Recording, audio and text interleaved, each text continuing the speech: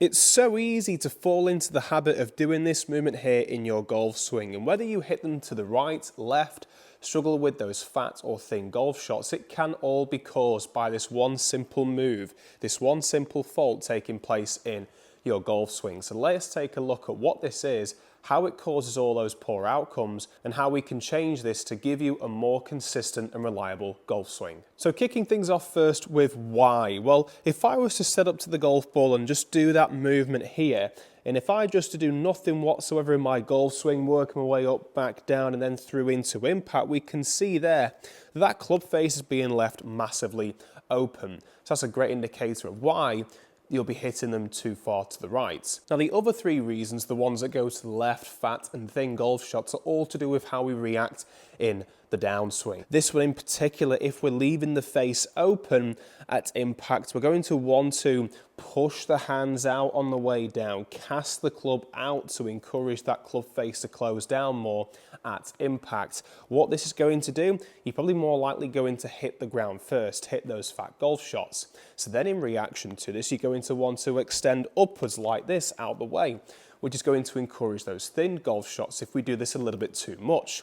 And if we just exaggerate this movement, these two movements here, look at what that's causing that club face to do. It's causing it now to close down, which is why we tend to see sometimes them go to the left as well. Now throughout this video so far, you may have noticed that I've been using the HackMotion device and the sensor to track the data and my wrist angles. So if I was just to set up to the golf ball and work our way back into that fault that I introduced at the very start of the video, take a look at what it's showing on the screen here.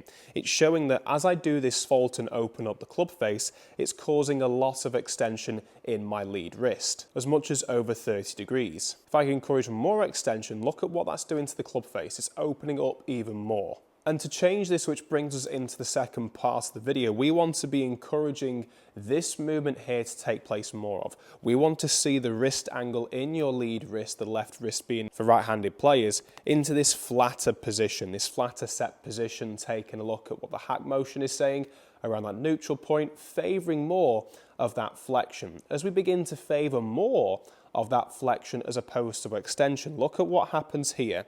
I can allow my body to naturally react and rotate to square things up perfectly at impact, keeping my hands ahead of the club face and getting great compression on the golf ball. But just before I introduce that, if you are a returning viewer, thanks for tuning back into the channel. And if you are new to the channel, I'm Harry, a golf teacher professional, posting content just like this every single week. So please do consider clicking that subscribe button, as it really helps me produce more content like this, and it's totally free to do. So a very simple method or way of fixing this is to help you develop an understanding of what this feels like to you, what this change in the wrist angle feels like to you.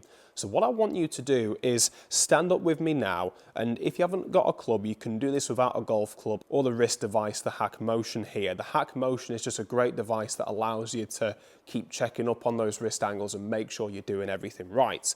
So if I was just to get into that first part of the golf swing again, and I do this poor movement taking place, this bad one that's causing all those faults, we see that extension again. So what I'm going to do here is, just because I've got the HackMotion, makes it a bit easier, I'm going to have a look at those numbers, and I'm just going to watch and just twist and feel what I've got to do there to twist that down into more of that flex position. I'm going to aim for about -15 here, just to really exaggerate things. From this almost +35 angle, I'm going down to that -15 or so angle here. So I'm in position. I'm going to close my eyes now and go from my lead arm, thinking of where that is, to my lead wrist, my lead hand, to my trail hand, wrist and arm. So really thinking about what the feeling is like for both of my arms, wrists and hands, that's going to encourage me to get into this set position. Now I want you to try the same. I want you to close your eyes and give that a go, simply because you're not looking at where the wrist angles are or the golf club is as you take it back. You're always looking at the golf ball.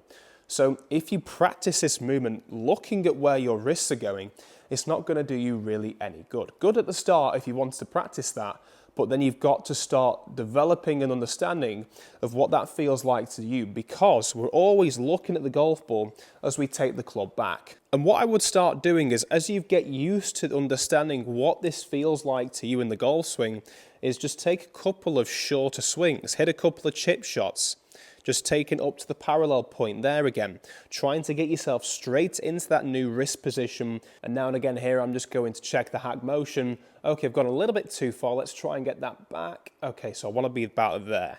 Let's give that a whirl.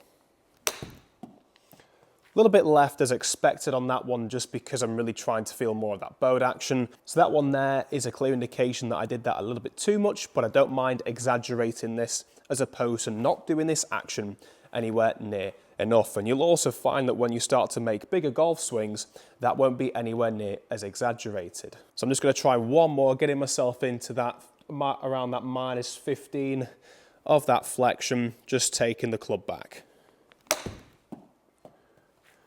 That one looks a little bit better, still in the red, so I reckon around -20. Okay, so -21 there. So now we've got this flexion. How can we encourage you to get a little bit more forward with the hands to square things up, and also to stay over the golf ball throughout the downswing? Then this is what a lot of the tour players are excellent at. I understand that when you start to practice this, you're not going to be able to get into the positions like the tour players do, because they are extremely flexible and very mobile. But the more you can exaggerate this thing I'm going to show you, the better the outcomes will be. By the way, if you don't know already, I also offer in-person and online coaching. The links will be in the description below for you to take a look at those. Just click onto the title after watching the video, and the description will pop up at the bottom with options for online lessons and in-person lessons. So to be able to hold this wrist angle that we set into position here and keep that club face nice and square, we've got to allow for more rotation to take place in our downswing. What you'll notice is when we get into this casting motion here, the club head is always catching up. The club head has to catch up because it's open, but because the club head doesn't have to catch up and almost has to remain on this angle to square things up, we've got to turn the body out the way. If we don't turn the body, the hands are going to overtake, and that's what's going to close down that club face. So to do this, what I want you to feel is go back to those chip shots for me. And I want you to set the club into that position of trying to get into more of that flatter lead wrist to bow biased wrist position here at the halfway point. And now you've set this angle, I want you to imagine you're holding this angle. You can't move your wrists, you can't move your arms, can't move where the club is. You're just moving your body to then hit the golf ball. So what I'm doing here is I'm feeling like my lead hip here is opening up and turning away from the golf ball, and that in reaction to this is encouraging my lead shoulder to work on a little bit more of this upward motion. So for me here, I feel a little bit of a stretch in the lead side of my core area, just over at this point here. So if you do feel that stretch, that's a good thing. If it does then become a little bit over exaggerated, you can calm down the movement a little bit. So just giving this a whirl just to start off with there, and rotating on the way through.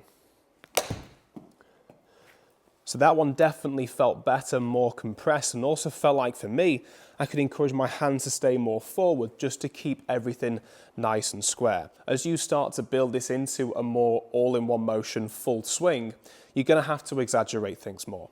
Now, in order to exaggerate this more, we're turning the body so that the sternum faces the wall behind us. And that really encourages us to fire out the way, and that's going to make things much easier to hold this angle that we had in this first part of the golf swing.